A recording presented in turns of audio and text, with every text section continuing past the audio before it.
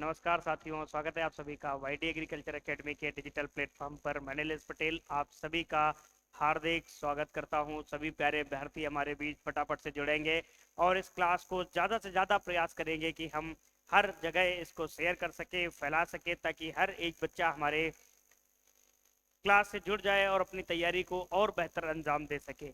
कल मेरे पास बहुत सारे बच्चों का फ़ोन आया और सब बच्चे अपनी अपनी व्यथा कह रहे हैं जीटीए के।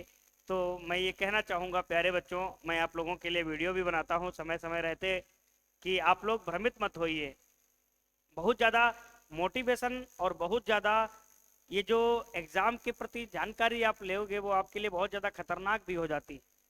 मेरा बस एक ही उद्देश्य है कि बहुत ज़्यादा जानकारी लेने से ज़्यादा बेटर है कि हम उसके कोर्स पर ज़्यादा मेहनत कर लें। भाई अगर हम 10 मिनट का वीडियो देखते हैं किसी का कि कट ऑफ कितना जाएगा, उससे बेटर है कि हम 10 मिनट में कोई एक क्रॉप पढ़ लें, अगर उससे क्वेश्चन आ जाएगा तो मेरा बन जाएगा। सही कह रहा हूँ कि नहीं? तो बहुत ज़्यादा इधर उधर उठा पटक की जरूरत नहीं है। और कुछ लोग तो खाली बैठे ही हैं इस पर कि कोई सा मुद्दा मिल जाए और उस पर वीडियो लेकर चले हैं। आयोग के चेयरमैन कहीं घूमने गए और उन्होंने दो टूक शब्द कह दिए तो लोगों ने उन पर वीडियो बनाना शुरू कर दिया। अरे ये बच्चे क्यों देखें? बच्चे को क्या काम है इसके लिए? बच्चों को क्या चाहिए? कंटेंट चाहिए, मैटर चाहिए, क्वालिटी वाला कंटेंट चाहिए। वो तो देने से नहीं रहे और फालतू की भ्रमण और भ्रमित कर रहे हैं बच्चों को। तो हम यही कह रहे हैं कि जो हमारे प्लेटफॉर्म से जो भी बच्चे जुड़कर क्लास करते हैं वो कम से कम भ्रमित ना हो। बाकी बहुत से बच्चे ऐसे हैं जिनको कितना भी समझाया जाए वो अपने आदत से बिल्कुल बाज नहीं आ सकते। तो अगर समय रहते आप सुधर जाओगे तो कहीं ना कहीं बहुत अच्छा कर जाओगे। अदरवाइज आप फिर अगली वैकेंसी का इंतजार करोगे और हम क्लास लेंगे, आप फिर पूछने आओगे कि सर अगली एजीटीए की वैकेंसी कब आएगी। तो क्या आप ऐसा बनना चाहते हो जो आपको पूछना पड़े कि अगली एजीटीए की वैकेंसी कब आएगी? नहीं ना। तो आप मेहनत पर ज़्यादा भरोसा करो, फालतू के कंटेंट पे बिल्कुल ध्यान मत दो। आज की जो अपनी क्लास है वो बहुत ही ज़्यादा इंपॉर्टेंट है। आप थंबनेल के माध्यम से जान चुके होंगे कि आज की क्लास में हम क्या डिस्कशन करने वाले हैं। बहुत इंपॉर्टेंट बिंदु पर हम चर्चा करने वाले हैं। जैसे कि अगर हम बात करें तो एक हमारा बिंदु है वीटी कॉटन।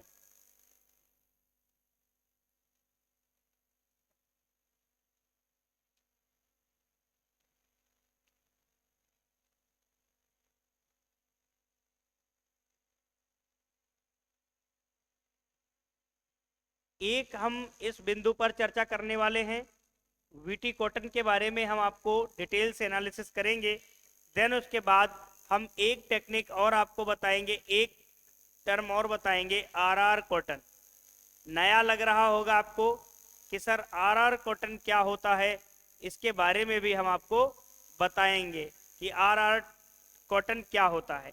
फिर उसके बाद हम आपको बताएंगे रिफ्यूजिया टेक्निक या रिफ्यूजिया कॉन्सेप्ट। इसके बारे में भी हम आपको बताएंगे कि सर रिफ्यूजिया कॉन्सेप्ट क्या होता है। ये तीन बिंदुओं पर अपनी आज की क्लास रहने वाली है। आज का लेक्चर इन तीन बिंदुओं पर रहेगा कि सर वीटी कॉटन क्या है, सर ओरर कॉटन क्या है, सर रिफ्यूजिया कॉन्सेप्ट क्या है। इस पर हम लोग चर्चा करेंगे और कल अपने अंतिम बिंदु फाइबर क्रॉप पर चर्चा करेंगे, जिसमें हम आपको पढ़ाएंगे जूट का कल्टीवेशन। हालांकि वो क्लास हमारे द्वारा हो चुकी थी, बट टेक्निकल टीम के इशू की वजह से वो क्लास रिमूव हो गई हमारे स्टोरेज से। तो वो अब क्लास दोबारा हमको मेहनत करनी पड़ेगी और आप लोगों के लिए हम बिल्कुल मेहनत करने से एक पॉइंट भी घबराते नहीं है। ठीक है, मैं फिर से पुनः और बेहतरीन जो हो सकता है उसमें मैं इंक्लूड करके प्रयास करूंगा कि दोबारा से वो क्लास आपको कल मैं दूं। और कल हम फाइबर क्राफ्ट पर अंतिम विजय प्राप्त कर लेंगे। उसके बाद हमारे साथ बचेगा शुगर केन, टोबैको, पोटैटो। इन क्रॉप्स की हम डिटेल एनालिसिस करने के बाद हम क्रॉप प्रोडक्शन को जयराम जी बोलेंगे और आगे बढ़ेंगे बेहतरीन अंदाज में कि हम एग्रोनॉमी में और क्या अच्छा कर सकते हैं। एग्रोनॉमी की रही जो बात, वो मैं ऐसा आपके सामने कॉन्सेप्ट और फैक्ट मैं आपको ऐसा बता दूंगा कि आप एग्जाम में बहुत अच्छा परफॉर्मेंस करोगे। बस धैर्य की बात है, पेशेंस आप रखना सीख जाओ, आप बहुत कुछ अच्छा कर जाओगे। आपके अंदर एक पेशेंस की कमी दिखती है हमको। क्योंकि जब भी बच्चा हमारा कोर्स परचेज करने से पहले एक बार मुझे कॉल कर लेता है, बाकी तो बच्चे कोर्स परचेज करते, कुछ बच्चे कॉल करते हैं, पूछते हैं सर कोर्स कितने दिन में समाप्त होगा। जो बच्चा ये पूछता है कोर्स कितने दिन में समाप्त होगा, मैं उससे यही बात कहता हूं, बच्चा तेरे लिए कोर्स ही नहीं है। क्यों? अगर तू पहले से ही ठान बैठा कि कितने दिन में कोर्स समाप्त होगा, इसका मतलब तू भार भर रहा है, कोर्स को कंप्लीट सिर्फ करना चाह रहा है, बाकी जानना कुछ नहीं चाह रहा है। अगर तुम कोर्स को कंप्लीट ही करना चाहोगे तो मार्केट में बहुत सारी पुस्तकें, बहुत सारे इंस्टीट्यूट बैच चला रहे हैं जो 2 महीने में कोर्स पूरा कर दे रहे हैं, आप वहां जाके पढ़ सकते हो। जरूरी नहीं आप बाईडी एग्रीकल्चर एकेडमी में आके ही पढ़ो, आपके लिए कोर्स ही नहीं है। मैं 5 ऐसे बच्चे हैं जिनके नाम भी मैं बता सकता हूं जिनको मैंने कोर्स नहीं दिया इसी वजह से। बाकी मेरा बच्चों से कोई द्वेष नहीं है, बस उनकी इन्हीं हरकतों की वजह से मैंने कह दिया कि मैं तुम्हारे लिए, मेरा कोर्स है ही नहीं। ठीक, तो आप अगर कोर्स पूरा करने के भ्रम में घूम रहे हो कि कोर्स पूरा हो जाएगा सर, सिलेक्शन हो जाएगा, नहीं होगा, बिल्कुल नहीं होगा। मैं कटु सत्य बोलता हूं कि सिलेक्शन मात्र आपके निरंतर मेहनत से होगा, ना कि सिलेबस पूरा होने से होगा। ऐसा नहीं है कि आपका सिलेबस पूरा नहीं होगा, आप पढ़ते जाइए, बहुत अच्छी तरीके से हम सिलेबस आपका पूरा कराएंगे। सबसे पहले हम बात करेंगे वीटी कॉटन की। एक बार शेयर कर दीजिएगा क्लास को, ताकि बहुत अच्छे से हम क्लास को, आज ये इस क्लास को अंजाम दे पाए, क्योंकि ये जो कॉन्सेप्ट है आपको एग्रीकल्चर में बहुत ही कम देखने को मिलेंगे, तो फिर आप इस कंटेंट के अभाव में रह जाते। इसलिए मैं आज आपके लिए ये कॉन्सेप्ट लेकर आया हूं। अच्छा, बीटी कॉटन, बहुत से बच्चे कहेंगे सर इसको हिंदी में क्या कहेंगे? बच्चा इसको भी हिंदी में भी बीटी कॉटन ही बोलेंगे। ठीक, ध्यान देना। बीटी कॉटन की आवश्यकता क्यों पड़ी, सबसे पहले मैं चर्चा करूंगा कि बीटी कॉटन की आवश्यकता क्यों पड़ी। तो सबसे पहले हम बात करते हैं कपास, जिसको हम क्या बोलते हैं? कॉटन। ये जो कॉटन है,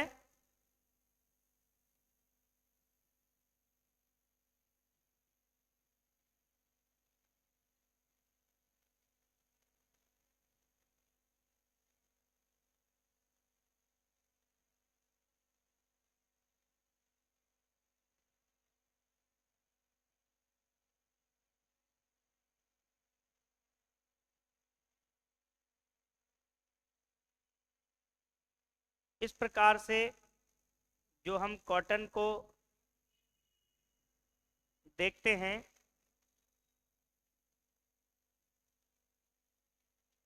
ये हमारे पास एक कॉटन का प्लांट है। ठीक है, नॉर्मल कॉटन है। इस पर सबसे ज्यादा प्रभाव कौन डालता है? सबसे ज्यादा प्रभाव डालता है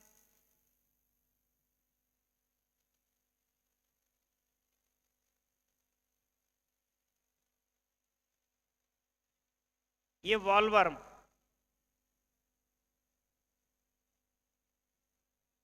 वॉलवर्म अटैक, ये जब वॉलवर्म अटैक इस पर करता है तो क्या होता है? वॉलवर्म अटैक के बाद जैसे वॉलवर्म अटैक करेगा तो इसकी उपज जो होगी वो कम आएगी। उपज क्या प्राप्त होगी? कम आएगी। ठीक है, उपज कैसे आएगी? कम आएगी। प्लांट प्रभावित होगा, ये जो इसकी उपज होगी वो प्रभावित होगी, और प्रभावित होने की वजह से क्या आएगी? कम आएगी उपज। ये कपास के केस में ऐसा देखने को मिला, हमें वॉलवर्म अटैक लग रहा था। हमारे भारत के किसान या वर्ल्ड के किसान कॉटन को ग्रो कर रहे थे, कॉटन पे ये वॉलवर्म अटैक कर रहा था। वॉलवर्म अटैक करने से उसकी इल्ड रिड्यूस हो रही थी, इल्ड पर इंपैक्ट पड़ रहा था, इसका बैड इंपैक्ट। ठीक है, तो इल्ड रिड्यूस हुई, इल्ड कम हो गई। तो ऐसे निरंतर ऐसी घटनाएं होती रही तो हमारे किसान परेशान होने लगे। इसी परेशानी को ध्यान में रखते हुए ये किसानों की समस्या, ये क्या हुआ? किसानों की समस्या,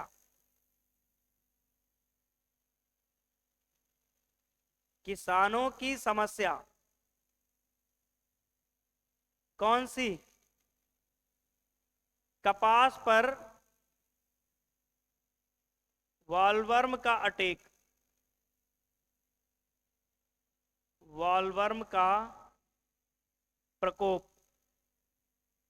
ये किसानों की समस्या आ गई कि कपास पर वॉलवर्म का प्रकोप देखने को मिल रहा है।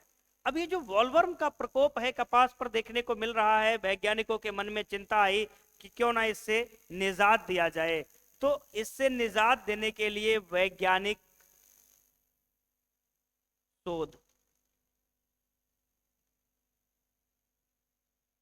वैज्ञानिक शोध के बाद हमने क्या देखा कि हम इसमें क्या करेंगे, वॉलवर्म प्रतिरोधी कपास विकसित करेंगे। वॉलवर्म प्रतिरोधी कपास का विकास।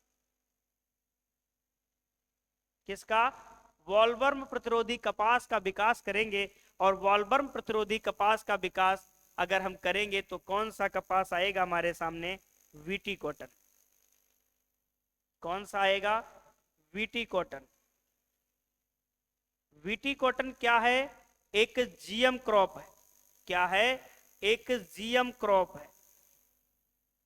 जीएम क्रॉप बोले तो जेनेटिक मॉडिफाइड। क्या है? जेनेटिक मॉडिफाइड, मतलब अभियांत्रिकी रूपांतरित, जेनेटिक मॉडिफाइड या ट्रांसजेनिक।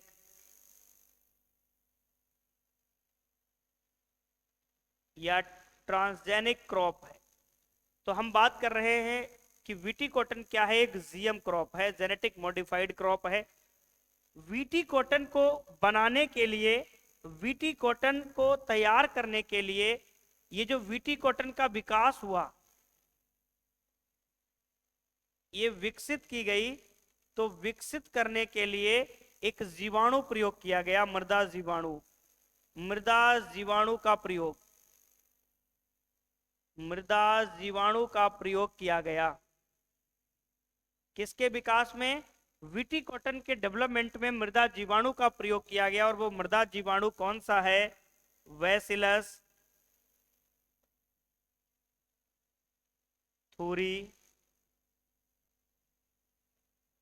thuringiensis। thuringiensis। तो बैसिलस thuringiensis, इसी को हम बीटी बोलते हैं। इस जीवाणु का प्रयोग किया गया, इस जीवाणु का प्रयोग किया गया। बैसिलस thuringiensis जो है ये डाला गया। ये बैसिलस thuringiensis से निकाला गया जीन। क्या निकाला गया? जीन निकाला गया। इस जीवाणु से जीन निकाला गया। और जीन वो कौन से थे? क्राइजिन थे। कौन से थे? क्राइजिन निकाले गए और डाले गए कहां? कपास के पौधे में, कपास के पादप में। अब डायरेक्ट तो ये जीवाणु से जीन निकाल नहीं लिए होंगे, इस जीवाणु से ये जीन निकाले गए और इस कपास के पौधे में जब जीन डाले गए तो इसके लिए एक वेक्टर कार्य किया। और उस वेक्टर का नाम क्या है? तो वेक्टर का नाम लिख लेंगे। ये जो जीवाणु के जीन जो इधर आए तो एक वेक्टर कार्य किया जिसका नाम है एग्रोबैक्टीरियम।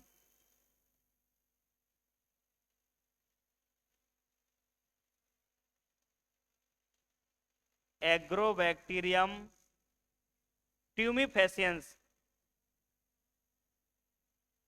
Tumefaciens, agrobacterium tumefaciens. ये क्या है? दिख रहा है ना? ट्यूमिफेसियंस। ये वेक्टर है, ये वेक्टर है। इस वेक्टर की मदद से इस जीवाणु से जो जीन निकाले गए, क्राई जीन, ये एग्रोबैक्टीरियम ट्यूमिफेसियंस की मदद से कपास के पौधे में डाले गए। किसके पौधे में डाले गए? कपास के पौधे में डाले गए। यहां तक हमने बताया। क्या बताया? बीटी कॉटन का विकास। अब जो बीटी कॉटन है, यहां पर हम फिर से आपको कुछ बताने जा रहे हैं। बीटी कॉटन, सबसे पहले हम बात करेंगे कौन सा जीवाणु? BT, BT bacteria. जो ये वीटी बैक्टीरिया है इसका प्रयोग किया गया। और इस वीटी बैक्टीरिया से जो जीन निकाले गए, जो जीन निकाले गए वो इस प्रकार से कुछ जीन है। एक है क्राई फर्स्ट एसी, जो सबसे पहला जीन है। फिर निकाला गया क्राई सेकेंड एबी। ये क्राई फर्स्ट एसी और क्राई सेकेंड एबी जीन निकाले गए।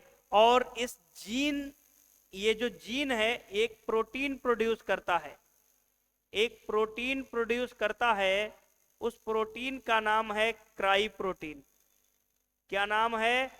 क्राई प्रोटीन होता है। इसी को हम बोलते हैं डेल्टा इंडोटॉक्सिन, डेल्टा इंडोटॉक्सिन प्रोटीन। क्यों इंडोटॉक्सिन बोलते हैं? क्योंकि ये इंसेक्ट के अंदर जाकर इन्फेक्ट करता है। तो ये जो जीन निकाला गया कौन सा? बीटी बैक्टीरिया से, cry first A C, cry second A B, आगे हम इनका भी जिक्र बताएंगे। तो इन जीन से जो प्रोटीन बनती है वो क्राई प्रोटीन और इंडो प्रोटीन, मतलब डेल्टा इंडो प्रोटीन के रूप में होती है। ये जो प्रोटीन रहती है इस वीटी के अंदर, इस वीटी के अंदर इनएक्टिव रहती है। ये जो प्रोटीन होती है ये वीटी के अंदर, वीटी के अंदर इनएक्टिव रहती है, इनएक्टिव रहती है। परंतु वॉलवर्म के अंदर अगर जाएगी, अगर वॉलवर्म इंसेक्ट के मिडगट में जाएगी, मध्यांतर में अगर ये जाएगी तो ये एक्टिव हो जाएगी, एक्टिव हो जाएगी। क्यों एक्टिव हो जाएगी? क्योंकि एल्केलाइन पीएच मिलेगा। क्या मिलेगा? एल्केलाइन पीएच मिलेगा। और एल्केलाइन पीएच मिलने पर ये जो प्रोटीन होती है ये क्रिस्टल प्रोटीन हो जाती है। क्या हो जाती है? क्रिस्टल प्रोटीन में बदल जाती है, क्रिस्टल प्रोटीन। अभी आपको हो सकता है समझ में ना आ रही हो चीजें, हम फिर से समझा देंगे सारी चीजें। अब हम बात करते हैं, हमने आपको एक बार फिर हम समझाने का प्रयास करेंगे। हमारे सामने है वीटी कॉटन। वीटी कॉटन क्यों बनाया गया? कपास था, इस पर बॉलवर्म का अटैक हो रहा था जिससे उपज किसानों की कम आ रही थी, किसान परेशान थे, किसानों की समस्या थी कि कपास पर बॉलवर्म का प्रकोप हो रहा है। वैज्ञानिकों ने शोध निकाला और कहा कि हम कपास को बॉलवर्म प्रतिरोधी कपास बनाएंगे। कैसे बनाएंगे? तो उन्होंने बहुत रिसर्च किया और मिट्टी से एक जीवाणु प्राप्त किया जिसका नाम है मृदा जीवाणु बैसिलस थुरिजिनेंसिस। बैसिलस थुरिजिनेंसिस में एक ऐसा जीन पाया जा रहा है क्राइजीन, जो क्या कर रहा है? कपास के अंदर जाकर एक प्रोटीन का फॉर्मेशन कर रहा है। उस प्रोटीन का नाम है क्राई प्रोटीन या डेल्टा इंडोटॉक्सिन प्रोटीन। क्या बोलेंगे? क्राई प्रोटीन या इंडोटॉक्सिन प्रोटीन। ये प्रोटीन जब तक वीटी में रहता है, क्वेश्चन भी पूछा गया आरपीएससी एफएसओ एग्जाम में कि क्या कारण है कि जो प्रोटीन है वो बीटी को इन्फेक्ट मतलब प्रभावित नहीं करती है, तो इंसेक्ट को कैसे प्रभावित कर देती है? तो जब ये बीटी के अंदर रहता है तो इनएक्टिव फेज में रहता है। किसमें? इनएक्टिव फेज में रहता है प्रोटीन। और जैसे ही वॉलवर्म इंसेक्ट के मिडगट में आती है तो एक्टिव हो जाती है एल्कलाइन पीएच मिलने पर और ये क्रिस्टल प्रोटीन बना लेती है। जैसे ही क्रिस्टल प्रोटीन बनाएगी ये हार्मफुल हो जाएगी, पॉइजनस हो जाएगी, जिससे ये जो इंसेक्ट है बॉलवर्म, उसका जो मिडगट है वो परफोरेटेड बना देगा, छिद्रित कर देगा, एकदम छेद छेद हो जाएंगे। अब वो बेचारा कुछ भी खाएगा उसकी आंत से छेद के माध्यम से सब बाहर निकल जाएगा।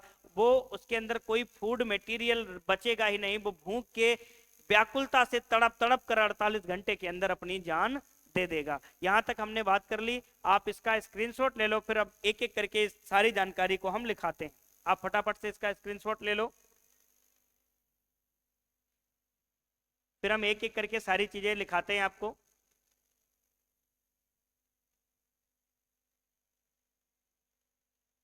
चलिए अब हम फिर से आपको एक बार सारी कहानी लिखा देते हैं।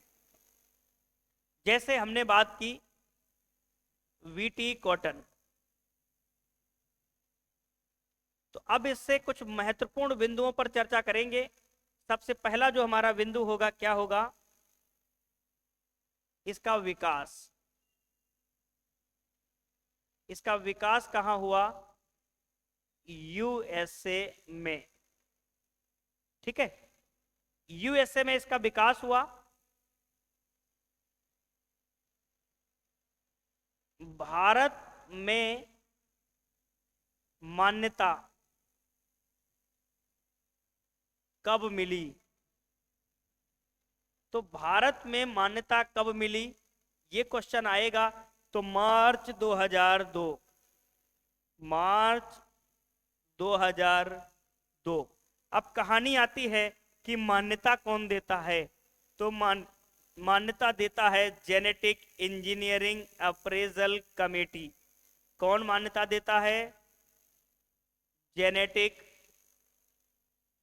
Engineering appraisal committee.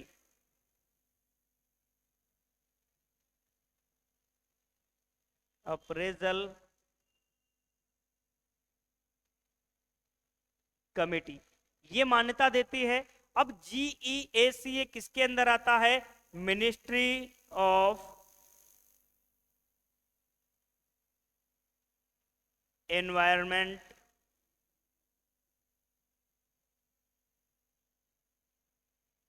ठीक है, पर्यावरण मंत्रालय के अंतर्गत ये आएगा, वन पर्यावरण मंत्रालय के अंतर्गत। तो हमने यहां पर देखा मिनिस्ट्री ऑफ एनवायरनमेंट के अंदर आता है ये वीटी कॉटन से रिलेटेड सारी चीजें। भारत में इसको मान्यता 2002 में मिली। अब जो इसका विकास है मॉन्सेंटो कंपनी द्वारा किया गया। मॉन्सेंटो कंपनी द्वारा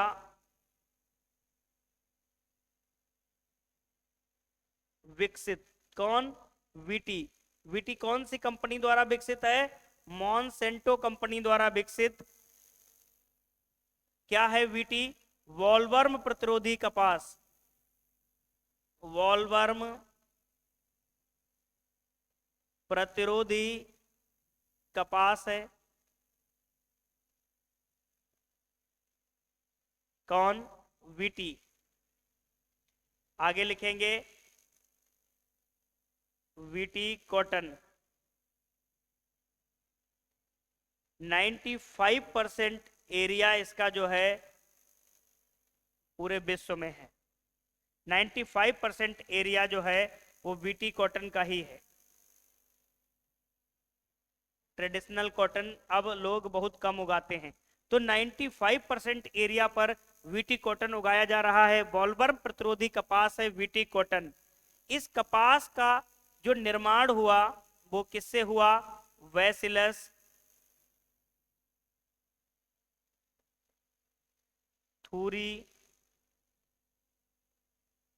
थुरिंजिएंसिस।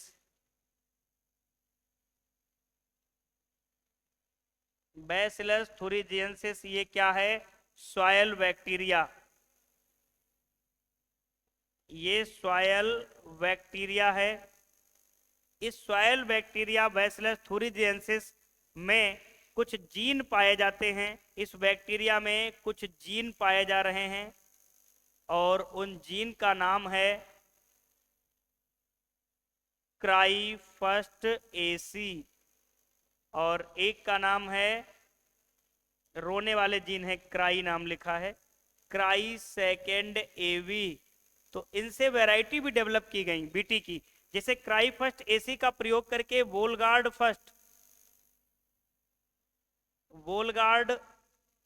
फर्स्ट प्रजाति विकसित की गई। किसकी? वीटी कॉटन की। और इससे वोलगार्ड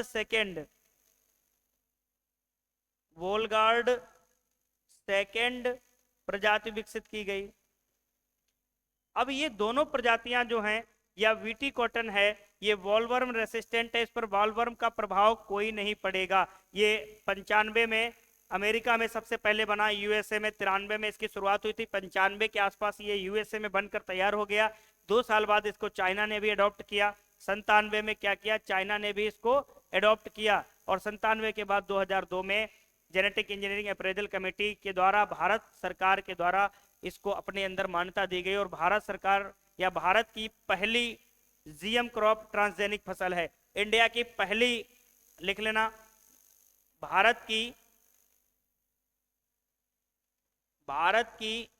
फर्स्ट जीएम क्रॉप मान्यता प्राप्त कौन सी है? वीटी कॉटन ही है।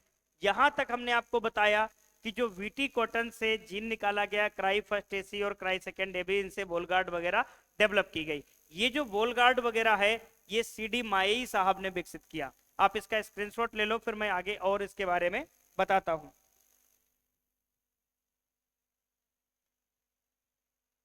यहाँ तक की जानकारी आपको समझ में आ गई। अब हम आगे बताते हैं कैसे क्या प्रभावित करता है। यहाँ तक बैक्टीरिया के बारे में हम लोग समझ लिए, जीन निकाल दिए। अब जैसे ही ये जो बैक्टीरिया है, वीटी बैक्टीरिया जो है,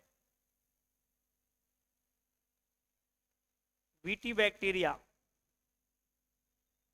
ये जो जीन प्रोड्यूस कर रहा है, वो कौन से जीन प्रोड्यूस कर रहा है? क्राइजीन प्रोड्यूस कर रहा है।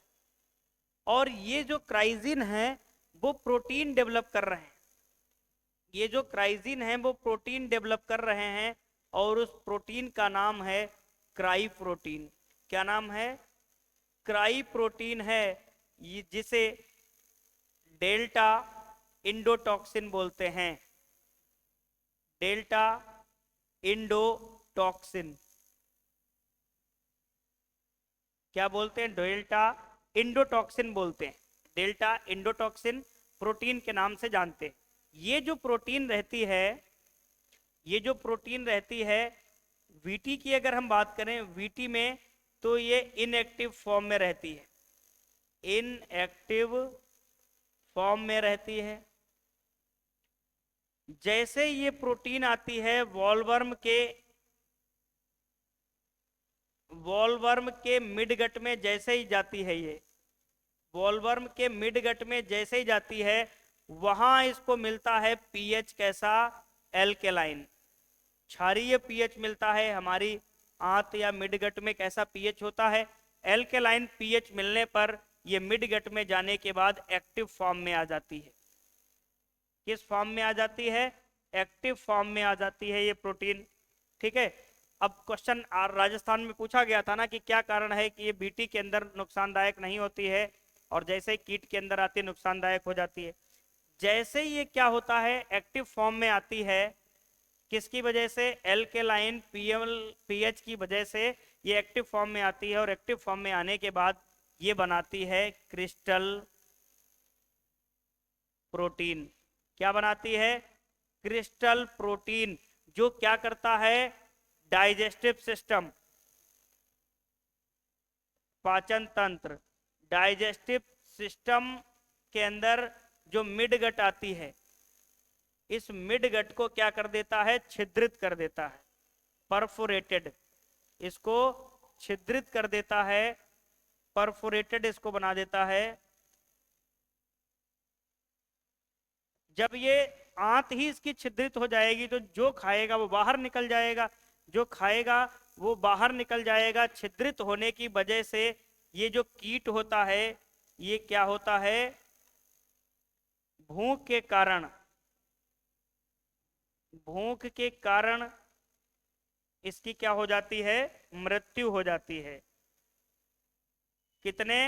48 घंटों के अंदर अंदर, 48 घंटों के अंदर अंदर आंत छिद्रित होने की वजह से इस कीट की मृत्यु हो जाती है। कीट कौन सा होता है? ये कीट है बॉलवर्म। बहुत प्रकार के बॉलवर्म आपको देखने को मिलेंगे। उसमें से एक बॉलवर्म जो होता है उसका नाम होता है अमेरिकन बॉलवर्म, पिंक बॉलवर्म और स्पॉटेड बॉलवर्म। हमने आपको कल बताया था। तो जीन से प्रोटीन निकल रही है, ये सारा काम हो रहा है। अब हम बात करते हैं वीटी के बारे में थोड़ा। तो सबसे पहले जो वीटी कॉटन है, ये इंडिया का फर्स्ट जीएम क्रॉप है। वीटी कॉटन की कुछ प्रजाति हैं जो हमने आपको लिखा दी है, जैसे वोलगार्ड, वोलगार्ड फर्स्ट, जिसको सीडी माएई ने विकसित किया। सीडी माएई ने विकसित किया। तो कई बार क्वेश्चन ऐसा भी आ जाता है कि वोलगार्ड वैरायटी को किसने विकसित किया? तो सीडी माएई ने इस वैरायटी को डेवलप किया। वीटी कॉटन आने से क्या हुआ? ये बॉलवर्म रेसिस्टेंट हम बन चुके थे। हमारा कॉटन वीटी जो था, इस कीट की वजह से ये बॉलवर्म से प्रभावित नहीं होता था। बॉलवर्म जैसे ही आता था इसको खाता था, और उसकी आंत में, अब अच्छा ये भी ध्यान देना, ये जो क्राई प्रोटीन होती है, जो क्राई प्रोटीन होती है, ये कपास के एपिकल वर्ड से रिलीज होती है। मतलब सारी पत्तियों में उतना ज्यादा नहीं होता जितना एपिकल वर्ड में होगी। तो जो फीड करेगा इंसेक्ट वो एपिकल वर्ड को ही मोस्टली खाएगा। तो कपास के जो कक्षस्थ कलिकाएं होती हैं, ऊपरी वाली जो कलिकाएं होती हैं पौधे के सबसे ऊपर, तो एपिकल वर्ड से रिलीज होती है कौन सी? Cry protein. जैसे इंसेक्ट इसको खाता है उसकी आंत में ये जाके उसकी आंत को छिद्रित कर देता है, जिससे वो क्या होता है? खत्म हो जाता है। इंडिया में माना जाता है अमूमन 95% एरिया जो है वीटी कॉटन का है, और लगभग 12.6 मिलियन हेक्टेयर के आसपास एरिया किसका है? वीटी कॉटन का है। तो वीटी कॉटन से जो भी जुड़ी जानकारी थी हमने आपको 3-4 स्लाइड में पहुंचा दी। अब वीटी कॉटन से इससे ज्यादा कोई क्वेश्चन नहीं बनेगा। पहला ये आएगा कि इंडिया की पहली जीएम क्रॉप तो कपास, वीटी कॉटन कैसे बनाई गई? जीवाणु से बनाई गई। उसके लिए वेक्टर कौन सा प्रयोग किया गया, कौन सा जीन पाया जा रहा है, ठीक है, सारी चीजें हमने आपको बता दी। अब हम बताते हैं आपको आरआर कॉटन के बारे में कि आरआर कॉटन क्या होता है। नई टेक्निक है आरआर कॉटन। तो सबसे पहले तो आरआर कॉटन को हम लोग जानते हैं कि इसको आरआर कॉटन क्यों कहते हैं। तो ये होता है round up ready cotton. Round up ready cotton. Round up क्या होता है? Trade name of glyphosate. Trade name किसका होता है? ग्लाइफोसेट का होता है। और ग्लाइफोसेट मीरा 78 के नाम से मार्केट में आती है, इंसेक्टिसाइड होती है। तो राउंड अप रेडी कॉटन इसको बोलते हैं। ये राउंड अप क्या होता है? ट्रेड नेम होता है ग्लाइफोसेट का। तो ग्लाइफोसेट रेसिस्टेंट कॉटन होता है ये। ग्लाइफोसेट रेसिस्टेंट कॉटन इसको बोल सकते हैं एक लाइन में। अब ग्लाइफोसेट रेसिस्टेंट की आवश्यकता क्या पड़ी? ग्लाइफोसेट एक नॉन सेलेक्टिव हर्बिसाइड है। क्या है? एक नॉन सेलेक्टिव हर्बिसाइड है।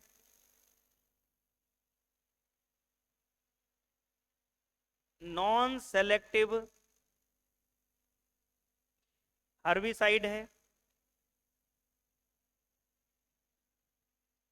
नॉन सेलेक्टिव हर्बिसाइड कौन सा है? ग्लाइफोसेट। तो ग्लाइफोसेट की आवश्यकता क्यों पड़ी कॉटन के खेत में? क्योंकि नॉन सेलेक्टिव की हमें क्या आवश्यकता पड़ गई? तो हम देखते हैं कॉटन जो होता है वाइड स्पेसिंग क्रॉप होती है।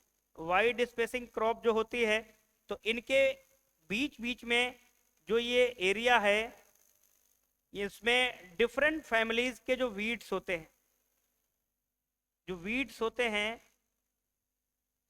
इनको किल करने के लिए हम इसका प्रयोग कर लेते हैं। क्योंकि डिफरेंट फैमिली के होते हैं, एक बार राउंड अप डालो सारे सफा हो जाएंगे, एक भी नहीं बचेगा। तो बीच बीच में हम स्प्रे करके इसको सफा कर लेते हैं। अच्छा, ये क्या होता है? ये ग्लाइफोसेट क्या करता है आखिर? ऐसा क्यों हम बोलते हैं इसको ग्लाइफोसेट रेसिस्टेंट कॉटन? तो ग्लाइफोसेट जो होता है वो 5-EPSP सिंथेसेज इनहिबिटर होता है। अब ये क्या बला आ गई इतनी खतरनाक? मतलब 5-EPSP सिंथेसेज इनहिबिटर, जो प्लांट्स के अंदर 5-EPSP सिंथेसेज होता है, ये क्या करता है? इसको जैसे ही जो हमारा प्लांट्स होता है, इधर हम प्लांट्स की बात करते हैं, ये हमारा प्लांट्स है, और प्लांट्स के अंदर जो 5-EPSP जो होता है, जैसे ही ये प्लांट्स के अंदर होता है, और ये क्या बनाता है? Aromatic amino acid.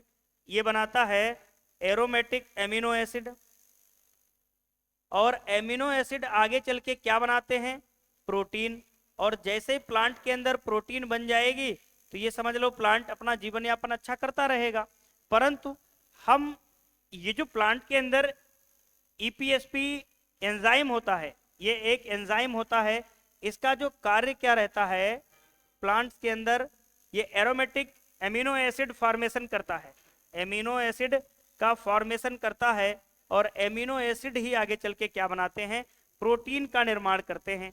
परंतु जब हम ये कॉटन ऐसा कर रहा था, जो नॉर्मली कॉटन था ये डेवलप करके एंजाइम अपने अंदर एमिनो एसिड बना के प्रोटीन बना रहा था, परंतु जैसे ही हम ग्लाइफोसेट का प्रयोग करेंगे इस कॉटन में, तो ग्लाइफोसेट क्या करेगा, इसको इनहिबिट कर देगा।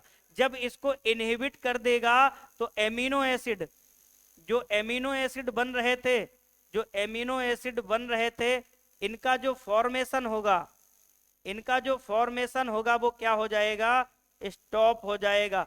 जब फॉर्मेशन स्टॉप हो जाएगा तो प्रोटीन क्या होगी, नहीं बनेगी। प्रोटीन जब नहीं बनेगी तो प्लांट क्या होगा, डेड हो जाएगा। प्लांट क्या होगा, डेड हो जाएगा। तो कभी भी जब हम ग्लाइफोसेट का प्रयोग किसी क्रॉप में करते हैं तो ग्लाइफोसेट जो होता है, इसका मोड ऑफ एक्शन जो होता है, इसका मोड ऑफ एक्शन होता है, मतलब कार्य करने की जो विधि होती है, इसकी जो कार्य विधि होती है ग्लाइफोसेट की, वो क्या करता है, प्लांट के अंदर जो ईपीएसपी बन रहा था इसको रोक देना। इसको रोकने से, इसके फॉर्मेशन को रोकने से एमिनो एसिड नहीं बनेंगे, और एमिनो एसिड नहीं बनेंगी तो प्रोटीन नहीं बनेगी। जब प्रोटीन नहीं बनेगी तो प्लांट डेड हो जाएगा। अब ये ऐसा कौन कर रहा है, ग्लाइफोसेट कर रहा है। अब इसी के प्रति रेसिस्टेंसी हमें डेवलप करनी है, तो हम आरआर कॉटन को लेकर आए। बात समझे कि नहीं समझे? नहीं समझे तो एक बार समझिएगा। हम जनरली प्लांट के अंदर ये एंजाइम होता है जो एमिनो एसिड बनाता है, इससे प्रोटीन बनती है, प्लांट अच्छा हेल्दी खाता पीता रहता है। परंतु जब ग्लाइफोसेट का हम प्लांट में प्रयोग करते हैं तो ये जो एंजाइम था, जो प्रोटीन बना रहा था, जो एमिनो एसिड बना रहा था, उसको इनहिबिट कर देता है, रोक देता है। जब उसको रोक देगा तो ये सारी चीजें रुक जाएंगी, प्लांट मर जाएगा। अब हम आरआर कॉटन डेवलप कर रहे हैं, तो आरआर कॉटन क्या है, आरआर कॉटन भी एक जीएम क्रॉप है। क्या है, एक जीएम क्रॉप है आरआर कॉटन। इसको भी बनाने के लिए आरआर कॉटन का जो विकास है वो एक जीवाणु से हुआ। इसका जो विकास है वो किससे हुआ, एक जीवाणु से हुआ, और उस जीवाणु का नाम है एग्रोबैक्टीरियम। एग्रोबैक्टीरियम, एग्रोबैक्टीरियम स्पेसीज, ये जीवाणु है। और स्ट्रेन CP4, इन दोनों से आरआर कॉटन का डेवलपमेंट किया गया। आरआर कॉटन भी एक जीएम क्रॉप है, एग्रोबैक्टीरियम स्पेसीज या स्ट्रेन CP4। अब ये क्या करते हैं, इनका प्रयोग करने से हम आरआर कॉटन का डेवलपमेंट कर लेते हैं, और ये क्या बनाते हैं, CP4 5 EPSP एंजाइम, ये इसका निर्माण करते हैं, एंजाइम का निर्माण करते हैं। अब जब ये एंजाइम का निर्माण हो जाएगा तो ये एंजाइम क्या करता है, ये एंजाइम ग्लाइफोसेट के साथ वाइंडिंग बनाएगा। ये ग्लाइफोसेट के साथ वाइंड कर लेगा, वाइंडिंग करेगा, और वाइंडिंग करने के बाद जो ये ग्लाइफोसेट है इसको क्या कर देगा, डिटॉक्सिफाई कर देगा, डिटॉक्सिफाई कर देगा, ठीक है, या इनएक्टिव कर देगा। किसको, ग्लाइफोसेट को।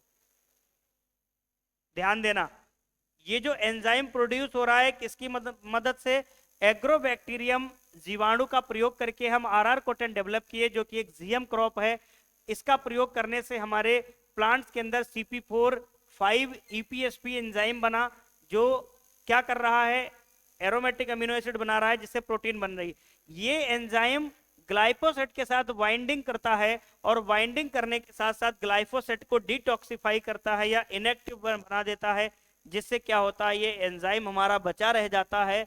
और ये एंजाइम बचे रहने के साथ साथ हमारा ये जो कॉटन होता है ग्लाइफोसेट रेसिस्टेंट होता है। अब ये जो EPSP है इसका पूरा नाम क्या होता है वो लिख लो, 5 EPSP, इसका पूरा नाम क्या होता है, लिखिएगा 5 इनॉल पायरुवेल पायरुवाइल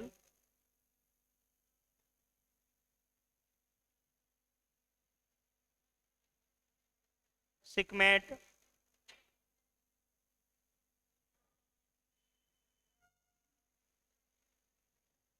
थ्री फॉस्फेट सिंथेसेज।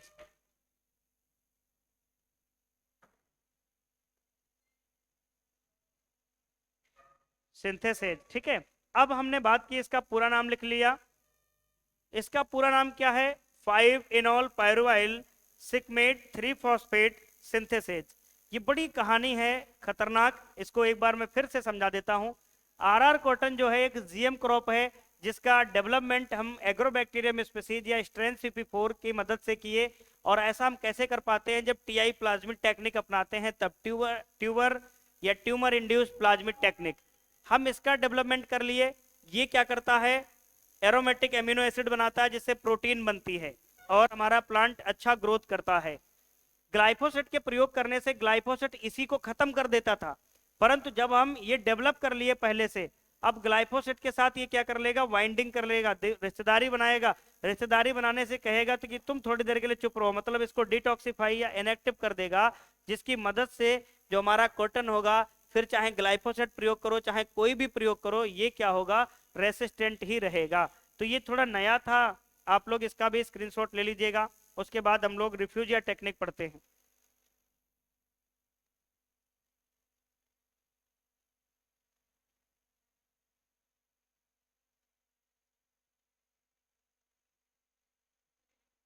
ये समझ में ना आए तो मैं एक बार दोबारा रिकॉल इनको कर लूंगा, क्योंकि हमें लगता है हिंदी माध्यम वाले बच्चे हैं हमारे साथ जुड़े हुए। आज हम थोड़ा पहली बार इंग्लिश का प्रयोग कर रहे हैं, क्योंकि मजबूरी है। इसको हिंदी में लिखोगे, डिटॉक्सिफाई मतलब विषहीन कर देना, अप्रभावशील बना देना, तो वो उससे बढ़िया है कि ये सरल शब्द हम यूज कर रहे हैं। आगे हम बात करते हैं रिफ्यूजिया टेक्निक या रिफ्यूजिया कॉन्सेप्ट।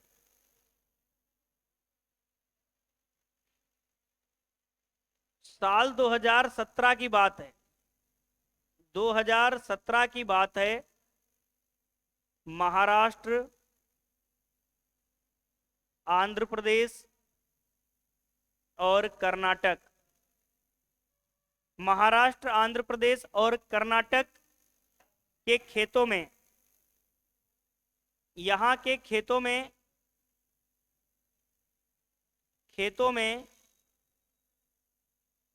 वीटी कॉटन पर भी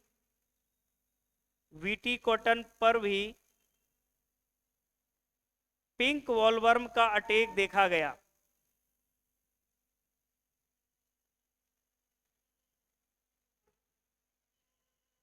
पिंक वॉलवर्म का अटैक देखा गया। ये क्वेश्चन आईएएस में भी छपा था, क्योंकि द हिंदू की न्यूज थी और आईएएस में भी आया था।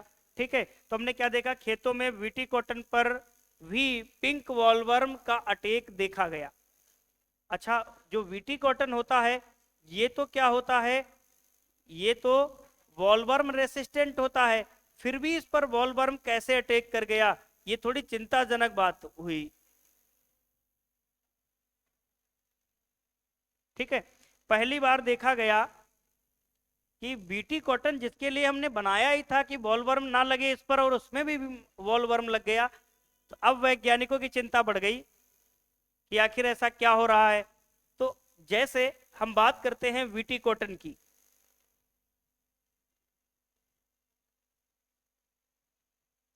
तो वीटी कॉटन हमने किसकी मदद से बनाया? एक बैक्टीरिया की मदद से बनाया, जिसका नाम था वीटी बैक्टीरिया। अभी हम लोग पढ़े कि वीटी बैक्टीरिया की मदद से हम बनाए, और वीटी बैक्टीरिया जीन कुछ प्रोड्यूस कर रहा था, जिन जीन का नाम था चिल्लाते हुए जीन, क्राई फर्स्ट एसी और क्राई सेकेंड एवी। तो क्राई फर्स्ट एसी से हमने जो पहले वैरायटी डेवलप की, जिसका नाम था वोलगार्ड, वोलगार्ड फर्स्ट, सबसे पहले हमने ये वैरायटी डेवलप की। और इस वैरायटी के अगेंस्ट इन्होंने रेसिस्टेंसी डेवलप कर ली। किसने? वॉलवर्म ने। जो वॉलवर्म थे, ये रेसिस्टेंट हो गए किसके प्रति? इसके प्रति, इसके अगेंस्ट ये रेसिस्टेंट हो गए।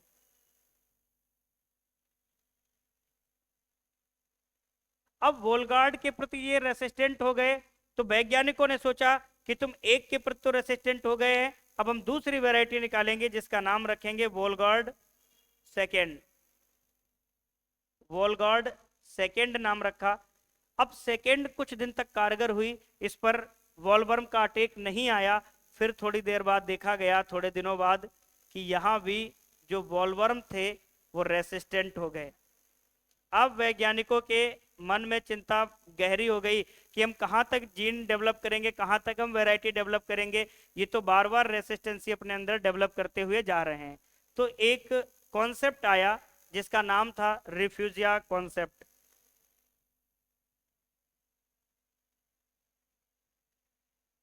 रिफ्यूजिया कॉन्सेप्ट, रिफ्यूजिया कॉन्सेप्ट को आरआईवी कॉन्सेप्ट भी कहते हैं। इसका एक दूसरा नाम होता है आरआईवी कॉन्सेप्ट।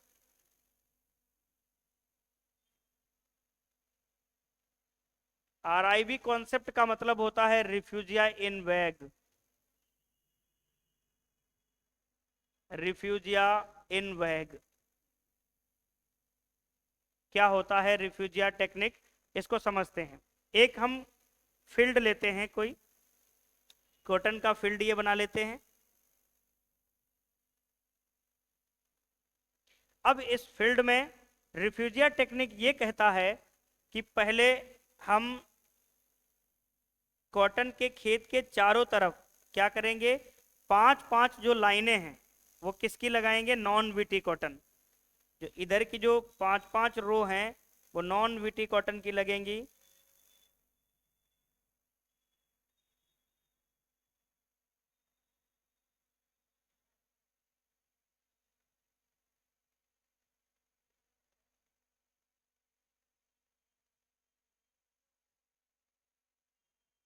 ये जो लग रही हैं non VT cotton, non VT cotton.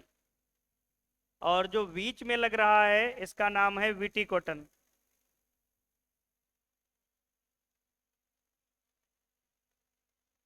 ऐसा क्यों बोला उन्होंने? कि इसके भी कोई कारण होगा। तो जो नॉन बीटी कॉटन होता है कुल एरिया का 20%, कुल क्षेत्र का 20%। ये क्वेश्चन पूछा जा सकता है कि कुल क्षेत्र का 20% क्षेत्र पर आप क्या लगाओगे? नॉन बीटी कॉटन लगाओगे, और बाकी 80% क्षेत्र पर आप कॉटन लगाओगे। 80% क्षेत्र पर बीटी कॉटन लगाओगे। ये कहानी ऐसा क्यों रचा गया?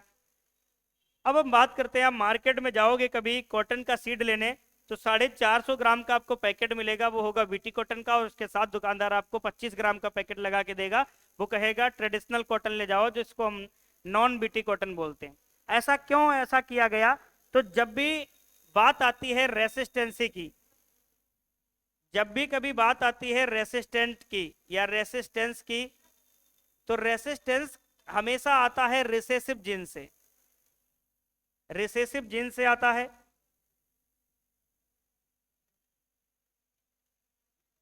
हमेशा जो है रेसिस्टेंसी प्रदर्शित करेगा रिसेसिव जीन। याद रखना, यहां पर थोड़ी आपको जेनेटिक्स आनी चाहिए।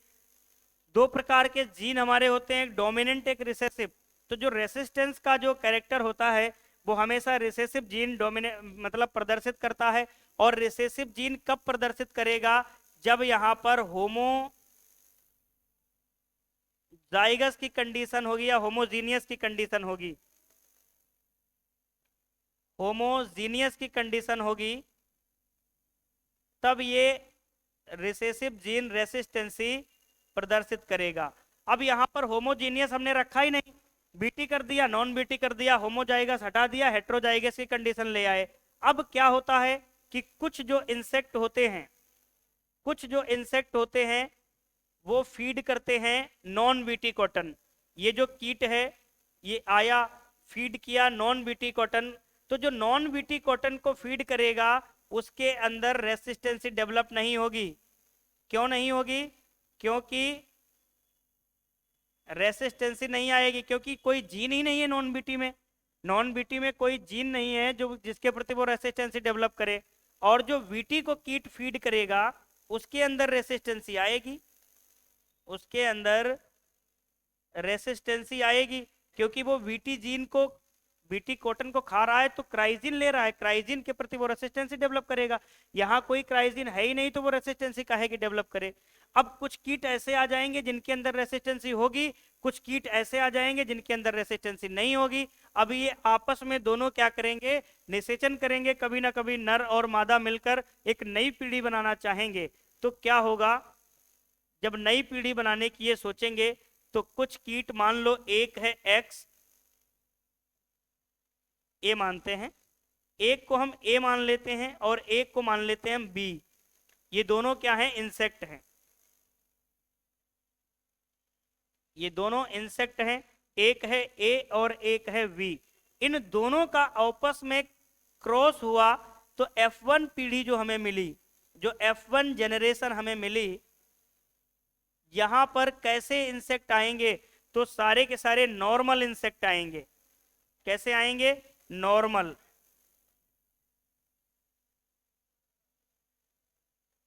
ये नॉर्मल इंसेक्ट आएंगे, इनके अंदर रेसिस्टेंसी डेवलप नहीं होगी, रेसिस्टेंसी इनके अंदर डेवलप नहीं होगी। क्यों नहीं होगी, अभी हम उसका कारण भी बताते हैं। रेसिस्टेंसी नहीं आएगी क्योंकि कुछ कीट रेसिस्टेंसी वाले हैं, कुछ बिना रेसिस्टेंसी वाले हैं, इनका दोनों का क्रॉस हुआ, F1 पीढ़ी हमको मिली जो नॉर्मल इंसेक्ट पैदा होंगे। कैसे नॉर्मल पैदा होंगे, क्योंकि रेसिस्टेंसी कौन देता है, रिसेसिव जीन, और रिसेसिव जीन कभी भी F1 पीढ़ी में प्रदर्शित नहीं होता है। तो जो रेसिस्टेंसी का गुण था वो सिर्फ और सिर्फ रिसेसिव जीन के पास था, और रिसेसिव जीन कभी भी F1 पीढ़ी में अपने सिम्टम एक्सप्रेस नहीं करता है, अपने कैरेक्टर एक्सप्रेस नहीं करता है। तो जो F1 पीढ़ी बनेगी वो रेसिस्टेंट होगी ही नहीं। जब रेसिस्टेंट नहीं होगी तो उससे जो उत्पन्न संतानें होंगी वो भी रेसिस्टेंट नहीं होंगी। यानी कि हम कीट पर ही नियंत्रण पा लिए, उसकी रेसिस्टेंसी पर ही हम नियंत्रण पा लिए। इसी कॉन्सेप्ट को हम बोलते हैं रिफ्यूजिया कॉन्सेप्ट। आज जो हम कॉटन उगा रहे हैं उसमें 20% ट्रेडिशनल कॉटन और 80% हम बीटी कॉटन का यूज करते हैं। ये थोड़े नए कॉन्सेप्ट थे, मैं 5 मिनट में एक बार पुनः इनको सबको रिकॉल कर लेता हूं ताकि आपको कुछ कठिन ना लगे। देखिए जरा पहले इसको,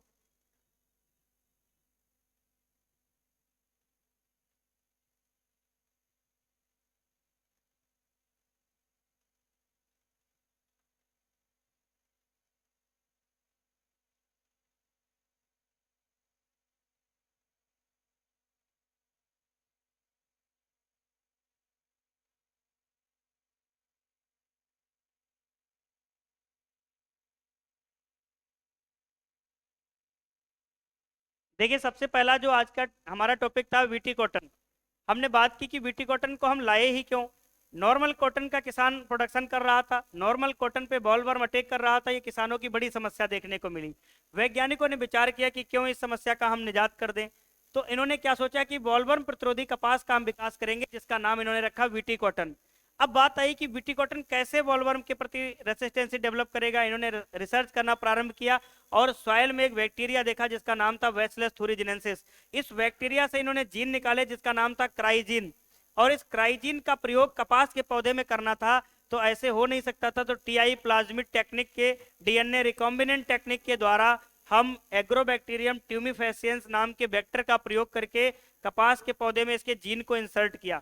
ये जो जीन होता है ये प्रोटीन डेवलप करता है जिसका नाम क्रायोप्रोटीन या डेल्टा एंडोटॉक्सिन प्रोटीन इसको बोलते हैं। एंडोटॉक्सिन क्यों बोलते हैं, क्योंकि ये इंसेक्ट के जब मिडगट में जाता है तब ये एक्टिव होता है। जब तक ये वीटी बैक्टीरिया के पास रहता है तब तक इनएक्टिव रहता है, ये सक्रिय नहीं होता है। सक्रिय कब होता है, जैसे इसको बॉलवर्म फीड करता है और अपनी मिडगट में ले जाता है, और मिडगट में एल्कलाइन पीएच मिलने पर ये क्या हो जाता है, एक्टिव हो जाता है। जैसे इसको एल्कलाइन पीएच मिलेगा ये एक्टिव हो जाएगा और उसकी जो इंटेस्टाइन होती है उसको छिद्रित कर देगा, परफोरेटेड कर देगा। तो जो इंसेक्ट वो फ्लूइड लेगा, भोजन लेगा, वो छेद के माध्यम से सब बाहर चला जाएगा, बेचारा भूख के मारे व्याकुल होकर तड़प तड़प के मर जाएगा। वीटी कॉटन एक जीएम क्रॉप है जिसको जेनेटिक मॉडिफाइड या ट्रांसजेनिक क्रॉप बोलते हैं। इंडिया के अंदर पहली ऐसी जीएम क्रॉप है वीटी कॉटन, दूसरी मस्टर्ड होने वाली है, परंतु अभी सुप्रीम कोर्ट का मामला चल रहा है तो अभी वो क्लियर नहीं हुआ। अभी तक इंडिया में सिर्फ कॉटन है। अब हम बात करेंगे इसी वीटी कॉटन के ऊपर। ये जो वीटी कॉटन, इसका विकास यूएसए में 1993 में स्टार्ट हुआ और 1995 में इसका विकास हो गया। चाइना में 1997 में इसको लाया गया। भारत में मॉन्सेंटो और महको कंपनी के द्वारा मार्च 2002 में जेनेटिक इंजीनियरिंग अप्रेजल कमेटी के द्वारा इसको क्या दी गई, मान्यता दी गई। उसके बाद जो हम बात कर रहे हैं बीटी कॉटन, ये 95% एरिया में ग्रो किया जाता है। इससे जो जीन प्राप्त हुए क्राई फर्स्ट एसी और क्राई सेकेंड एबी, इनसे नई नई वेराइटियां निकाली गई जिसको हम बोलगार्ड फर्स्ट और बोलगार्ड द्वितीय कहते हैं। इनमें जब बॉलवर्म अटैक करेगा तो उसकी आंत में वो जाएगा और आंत में जाने के बाद क्या होगा, वो खत्म हो जाएगा। आगे हम बात करते हैं।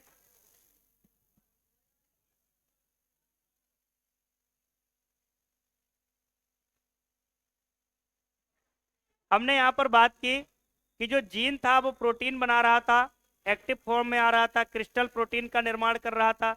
जैसे ही वो आंत में इसको ले रहा था, उसकी आंत छेदनुमा बन रही थी। छेद, जब आपकी आंतों में छेद हो जाएंगे तो कोई भोजन रुकेगा नहीं। जब रुकेगा नहीं तो बेचारा कीट क्या होगा, मर जाएगा। और ध्यान देना कि जो क्राई प्रोटीन होती है वो कपास के एपिकल वर्ड से रिलीज होती है। किससे रिलीज होती है, कपास के एपिकल वर्ड से।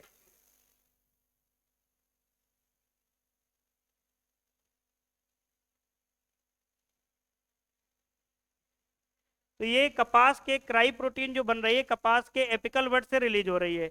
एपिकल वर्ड पे जैसे इंसेक्ट इसको आएगा, जो इंसेक्ट का लार्वी होगा वो इसको फीड करेगा, उसके अंदर चला जाएगा, डाइजेस्टिव सिस्टम उसका प्रभावित होगा, उसकी जो मिड गट है वो छिद्रित या परफोरेटेड हो जाएगी, जिससे उसकी क्या होगी, मृत्यु हो जाएगी।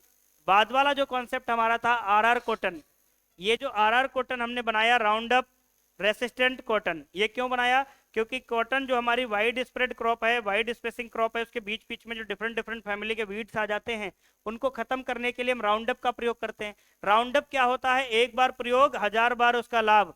मतलब एक बार आप राउंड अप डाल दो, सारे खरपतवार खत्म हो जाते हैं। परंतु राउंड अप डालने से जो ईपीएसपी सिंथेसाइज इनहिबिटर है, जो एंजाइम होता है, राउंड अप जैसे ही खेत में डालोगे, प्लांट के अंदर जो एंजाइम बन रहा होता है उसको रोक देता है। जैसे एंजाइम रुकेगा, एमिनो एसिड नहीं बनेगा, ना ही प्रोटीन बनेगा, जिससे पौधे की क्या होगी, डेड हो जाएगा, पौधा मर जाएगा। तो जब हम इस आरआर कॉटन का डेवलपमेंट कर रहे थे तो ये बैक्टीरिया और स्ट्रेन सीपी4 का प्रयोग कर रहे थे। ये बैक्टीरिया और स्ट्रेन सीपी4 इस एंजाइम का निर्माण कर रहे थे, जो एंजाइम ग्लाइफोसेट के साथ बाइंडिंग करके इसको डिटॉक्सिफाई या इनएक्टिव फेज में ला रहा था। जैसे ही डिटॉक्सिफाइड या इनएक्टिव फॉर्म ले आएगा तो ये जो ग्लाइफोसेट है कपास का कुछ भी नहीं बिगाड़ पाता है, कपास आराम से आगे वृद्धि करते हुए चला जाता है। लास्ट का जो ये रिफ्यूजिया टेक्निक, ये तो हम आपको बता ही दिए। तो तीनों कॉन्सेप्ट हैं, अगर आपको समझ में ना आए तो आप बार बार इसको रिपीट करके देख लेना, परंतु एक दो बार देखोगे मुझे लगता है समझ में आ जाएगा, क्योंकि थोड़े टर्म जो इसके थे वो जेनेटिक्स पर आधारित थे, कुछ ऐसे टर्म थे जो आपके बायोटेक्नोलॉजी पर डिपेंड कर रहे थे। तो दोनों आपस में मतलब इतना खतरनाक टॉपिक बन जाता है, परंतु अगर आप इसको आसान तरीके से समझना चाहेंगे तो कोई बड़ी बात नहीं है, जैसे हमने कभी समझा होगा आप भी वैसे समझ सकते हैं। ठीक है।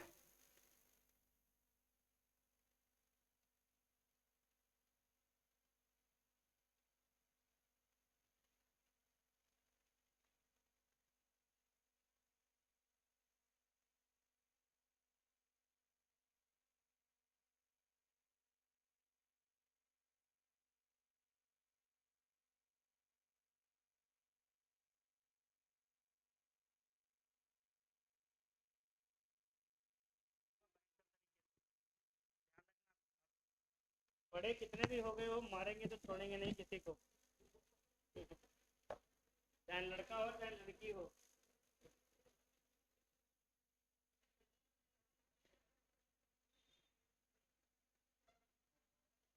एक बढ़िया वयस्क हो गए हो, मगर उसमें तमीज दो पैसे की नहीं है।